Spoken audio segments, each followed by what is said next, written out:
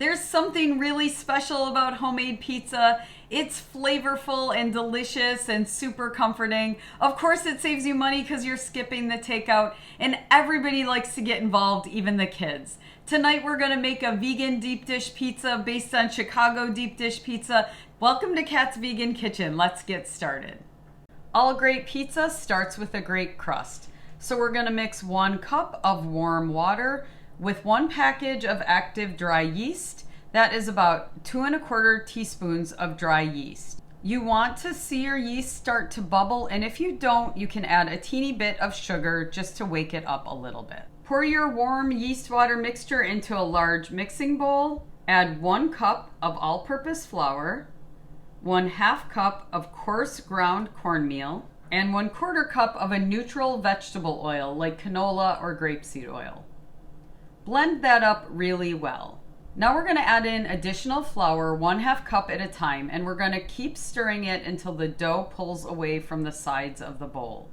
I typically use about 2 1/2 cups of flour, including the first cup I added. Next, go ahead and flour your kitchen surface because we're going to go ahead and knead our dough. So we're going to take our dough and pour it out onto our floured kitchen surface, and we're going to knead it just until it's not sticky.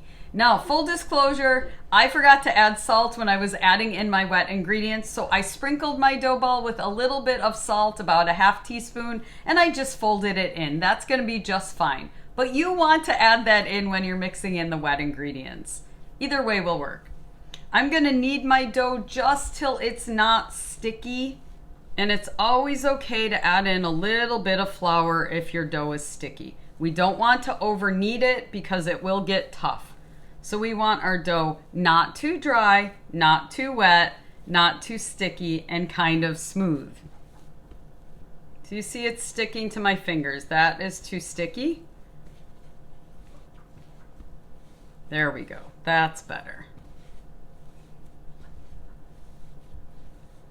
Once your dough is no longer sticky, go ahead and turn it like I'm turning it to add tension to the dough ball. It makes the dough a little bit fluffier and bubblier. We're going to add that to our original mixing bowl that's been coated with just a little bit of oil. Cover it with plastic wrap and a kitchen towel, and we're going to let that rise for about an hour. My dough has to rise for about an hour, but I'm going to make up the toppings for my pizza, the sausage, peppers, and onions.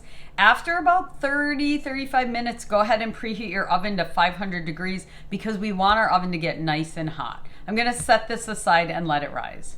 While we're waiting for our dough to rise, this is the perfect time to make up our toppings. We are going to make a delicious tempeh sausage. This is a wonderful way to introduce yourself to tempeh if you think you don't like it or you're not sure how to make it taste good.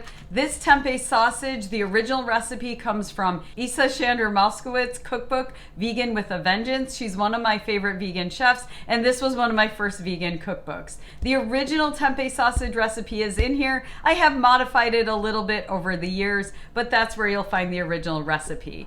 And we're also gonna dice up some beautiful peppers and onions as toppings. To make the most delicious plant-based tempeh sausage, crumble 1 package of tempeh into a saute pan. Cover it with 1 cup of vegan chicken broth. Let that simmer until the water almost boils off. This is gonna remove some of the bitterness of the tempeh. While that's simmering, I'm gonna mix up a delicious marinade for the tempeh.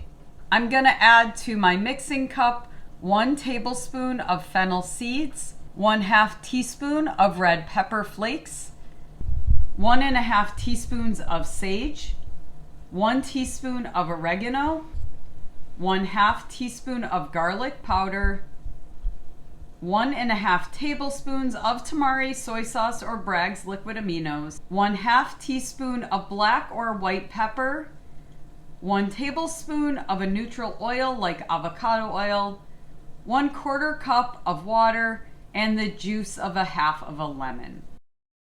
When the chicken broth is just about all absorbed from your tempeh in your saute pan, go ahead and pour your marinade over and let it cook in the marinade till it's almost all absorbed. When all the marinade is absorbed, we're gonna go ahead and put our tempeh in a separate container Give our saute pan a quick rinse so we don't make extra dishes. Add a little bit of oil to our saute pan and toss in our already diced peppers and onions. For this recipe, I used about 1 medium onion, half a red pepper, and half a green pepper. I'm gonna saute those over medium-low heat for about 5 minutes, just till they're a little bit softer. All right, it's been 55 minutes. It's time to check our dough and see if it has risen. This is always a little nerve-wracking. Let's see. Ta-da! Our dough has doubled in size. That's what we want. Punch your dough down in the center, pull it out of the bowl, knead it just very slightly, and now we're gonna put it into our pizza pan. I'm gonna lightly oil my pizza pan. If you have a deep dish pizza pan, this is actually a deep dish pizza crust. So I'm gonna go ahead and spread. I don't have to roll it. I'm just gonna spread my pizza dough out into my pizza pan. Now, like I said, this is actually a deep dish pizza crust. If you remember Pizzeria Uno, this was a Pizzeria Uno copycat recipe. I don't have a deep dish pizza pan. I'm a person who believes you don't have to have a lot of fancy gadgets to still make delicious food. But if you have one, go ahead and feel free to use it. I need to go ahead and let this rest for about 20 minutes, and then we're gonna top our delicious pizza, finish it off, and bake it up. 20 minutes later, and my crust is beautiful, fluffy, and ready for topping. I made the crust from scratch, but I am using pre-made pizza sauce. This is Trader Joe's pizza sauce, and I find it quite delicious. You spread your sauce out very evenly so your pizza doesn't get soggy. Then I'm gonna go ahead and add on my very favorite vegan mozzarella cheese. It's a cashew-based cheese, also from Trader Joe's.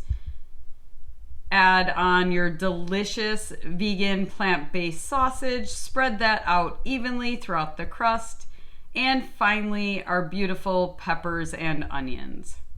Baking this pizza is just a little bit tricky. We're gonna bake it for 15 minutes at 500 degrees, lower the heat to 400 degrees, and then bake it for another 10 to 15, checking it to see when the crust is deliciously golden brown. Now that was a little bit of a labor of love. It did take a little longer than some of my other recipes, but it's so worth it. My kitchen smells like an Italian restaurant. If you're looking for more Italian recipes, be sure to check out my vegan meatball recipe and vegan homemade sauce recipe. I'm gonna slice up this delicious pizza and have a Friday night pizza dinner at my house. Thanks for watching, and I'll see you next time on Kat's Vegan Kitchen.